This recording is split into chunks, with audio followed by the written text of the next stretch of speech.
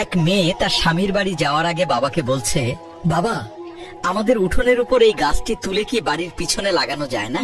বাবা মেয়েটির কথা শুনে বলল, মারে, গাছটি 4 বছরের পুরাতন গাছ, এখন এটা তুলে নিয়ে অন্য কোথাও লাগানো সম্ভব না। এখন যদি গাছটি তুলে অন্য কোথাও লাগানো হয়, তবে গাছটি নতুন মাটির সাথে নিজেকে মানিয়ে নিতে পারবে না এবং গাছটি মারা যাবে। বাবার কথা শুনে মেয়েটি হাউমাউ করে কেঁদে উঠল আর বলল, আচ্ছা বাবা, 4 বছরের পুরাতন গাছটি যদি নতুন মাটিতে মানিয়ে নিতে না পারে, তাহলে আমি তো তোমার এই ঘরের 20 বছরের একটা পুরাতন মেয়ে, আমি তো সামান্য একটি গাছ নই বাবা।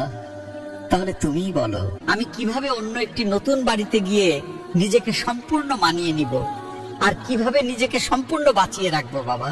মেয়েটির মুখে এমন একটি কথা শোনার পরে তার পরিবারের সবাই অবাক হয়ে গেল আর বাবা আওয়াজ করে হাউ মাউ করে কাঁদতে লাগলো। আসলে আমরা ছেলেরা মেয়েদের জীবনটাকে যত বেশি সহজ মনে করি, তাদের জীবনটা কিন্তু ততটা বেশি সহজ নয়, অনেক কঠিন।